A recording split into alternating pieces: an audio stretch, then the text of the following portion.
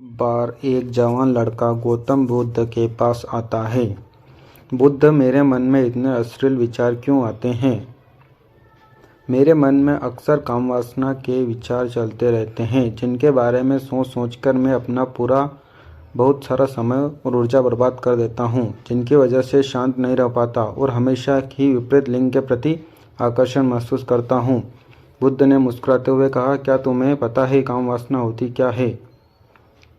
बुद्ध, मुझे यह तो नहीं पता कामवासना का मतलब क्या है, लेकिन ये जो कुछ भी है बहुत बुरी है। प्राकृतिक रूप से जो भी हमारे अंदर है उसकी कुछ न कुछ ज़रूरतें हैं। वासना एक प्रकार की भावना है जो हमें किसी न किसी चीज़ की कमी का एहसास करवाती है। फिर उस कमी की पूर्ति के लिए उस चीज़ की तरफ आकर्षित होना शुरू कर देते हैं। जैसे अगर किसी के पास धन की कमी हुई तो उसके अंदर धन की वासना उत्पन्न हो जाएगी। तो वासना कुछ और नहीं बल्कि एक प्रकार की कमी, एक प्रकार की ज़रूरत का एहसास है। और जब ये ज़रूरत शारीरिक हो तो हम इसे कामवासना कर देते हैं। लड़के ने कहा, बुद्ध, यह तो समझ में आ गया कि कामवासना का मतलब क्या है, लेकिन यह हमारे अंदर आती कहाँ से है? यह उत्पन्न कैसे होती है? बुद्ध ने कहा, कामवासना कहीं से आती नहीं है, बल्कि यह प्राकृतिक रूप से तुम्हारे अंदर ही मौजूद रहती है और इसका होना भी ज़रूरी है, क्योंकि यही मानव जाति के विस्तार का आधार है। बुद्ध, जब कामवासना प्राकृतिक रूप से हमारे अंदर मौजूद है, तब फिर लोग कामवासना को गलत क्यों बोलते हैं? यह एक बहुत बड़ी समस्या है कि लोगों ने कामवासना को गलत नज़रिए से देखना शुरू कर दिया है, इसे दबाने की कोशिश करना शुरू कर दिया है। कामवासना का होना गलत नहीं है, बल्कि कामवासना का बेलगाम होना गलत है। केवल उसी के बारे में हमेशा सोचना, केवल उसी के लिए जीना, केवल उसी को अपने जीवन का लक्ष्य बना लेना गलत है। बुद्ध उस लड़के से पूछा, तुम्हें क्या लगता है, क्या जानवरों में भी कामवासना होती है? हाँ बुद्ध, जरूर होती है। क्यों? आखिर जानवरों को भी तो अपनी पीढ़ी आगे बढ़ानी है। बुद्ध ने कहा, फिर हम जानवरों की कामवासना को गलत क्यों नहीं कहते?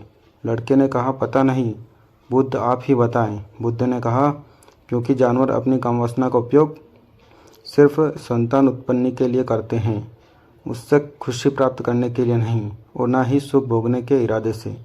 क्योंकि जानवरों को प्रकृति ने इतना सोचने समझने की क्षमता ही नहीं कि वह अपनी कामवासना को अपने शैक्षणिक सुख का आधार बना सके, जबकि हम इंसानों ने अपनी सोचने समझने की क्षमता का दुरुपयोग करके प्रकृति में पाई जाने वाली हर चीज़ का अपने सुख और आनंद करने का प्रयास करते हैं। हम इंसानों की कामवासना के साथ ही यही क्रिया है, इसे अपने आनंद और भोग का आधार बना लिया है। जिस भावना को प्रकृति ने मानव जाति का अस्तित्व बनाए रखने के लिए हमारे अंदर डाला था, उसे हमने जीवन का सर्वोपरि लक्ष्य बना लिया है। और इंसानी कामवासना का यह बेलगाम होना ही उसके दुखों का कारण है। लड़के ने कहा, यह कामवासना हावी होती क्यों है? इसे बेलगाम होने का कारण क्या है? बुद्ध ने कहा, कामवासना के बेलगाम होने के मुख्य 4 कारण हैं, जिसमें पहला कारण है जीवन में किसी बड़े उद्देश्य का न होना। बुद्ध ने उस लड़के से पूछा, क्या जब तुम किसी काम में व्यस्त होते हो तब तुम्हारे दिमाग में अश्लील विचार आते हैं? लड़के ने कहा, नहीं बुद्ध, मैं जब व्यस्त होता हूँ तब तो मेरे दिमाग में अश्लील विचार नहीं आते। बुद्ध ने कहा, हमारा दिमाग एक बार में सिर्फ एक ही चीज़ के बारे में सोच सकता है, इसलिए जब हमारे दिमाग में कोई दूसरे विचार चल रहे होंगे तो अश्लील विचार आ ही नहीं सकते। अगर हमारे जीवन में कोई बड़ा और स्पष्ट लक्ष्य है और अगर हम उस समय स्पष्ट लक्ष्य के प्रति पूरी तरह समर्पित हों तो हमारे पास भी कभी इतना समय ही नहीं होगा कि फालतू विचार हमारे मन में आने लगे। और अगर ऐसे विचार उठते हैं तो हमारे मजबूत लक्ष्य के विचार इन्हें आसानी से हमारे मन से अलग कर देते हैं। लेकिन समाज की असल समस्या यही है कि अधिकतर लोगों के पास उनका स्पष्ट लक्ष्य ही नहीं है।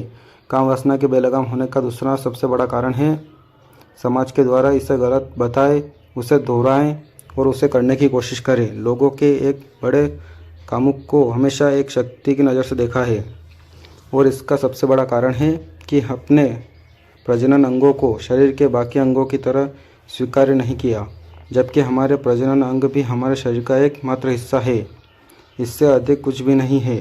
बुद्ध ने कहा, इंसानों में कामुकता के हावी होने का तीसरा कारण है हमारा अपने विचारों के प्रति जागरूक न होना। हमारे मन में ऐसे विचार चल रहे हैं, हम इस पर कभी ध्यान ही नहीं देते।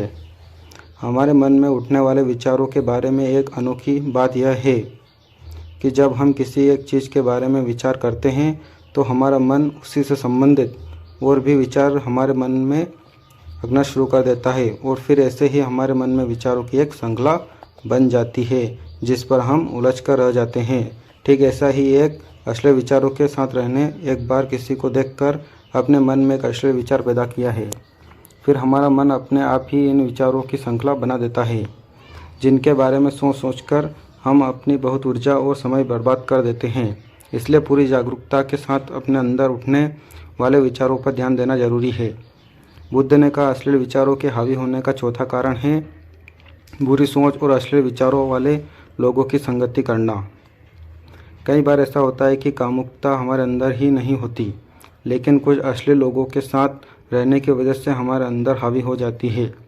इसलिए बुरे विचार वाले लोगों से दूरी बनाकर रखनी चाहिए। लड़के ने कहा, बुद्ध, यह तो समझ में आ गया कि कामुकता हावी कैसे होती है, लेकिन इसे हावी होने से रोका कैसे जा सकता है। बुद्ध ने कहा, सबसे पहले तो यह समझो कि कामवासना की ऊर्जा को रोका नहीं जा सकता, इसे सिर्फ रूपांतरित किया जा सकता है। और इस ऊर्जा को रूपांतरित करने के दो तरीके हैं, पहला प्रेम और दूसरा है ध्यान। जब हम सच्चे प्रेम में होते हैं तो हमारे अंदर कामुक ऊर्जा हमारी खुशी और हमारे आनंद में परिवर्तित हो जाती है। लेकिन ज़्यादातर लोग शारीरिक आकर्षण को ही प्रेम मानते हैं, जो कि ऊर्जा का व्यय करता है, रूपांतरण नहीं। कामवासना की ऊर्जा को शरीर के अंदर रूपांतरित करने का सबसे सफल तरीका है ध्यान। ध्यान के माध्यम से आप अपने अंदर स्थित आनंद के उस केंद्र में स्थापित हो जाते हैं जिसके सामने दुनिया का हर भोग विलास फीका लगने लगता है। ऐसा नहीं है कि आप ध्यान में उतरने के बाद यह सब सोचने और करने में सक्षम नहीं रहते, बल्कि आप उससे ऊपर उठ चुके हों और फिर यह सब हरकतें आपकी छोटी और बचकानी लगने लगती है। लड़के ने कहा, लेकिन बुद्ध, ध्यान की शुरुआत कहाँ से करें? बुद्ध ने कहा, सबसे पहले तुम खुद से साथ अकेले में समय बिताना शुरू करो, क्योंकि जो इंसान जिसके साथ सबसे ज़्यादा समय बिताता है तो उसको सबसे ज़्यादा जानने लगता है। और जब तुम खुद को जानना शुरू कर दोगे तो यह सारे भौतिक सुख तुम्हें छोटे लगने लगेंगे। और फिर एक दिन ऐसा भी आएगा जो तुम्हारे चाहे बिना तुम्हारे दिमाग में किसी भी तरह के विचार उठना बंद हो जाएंगे।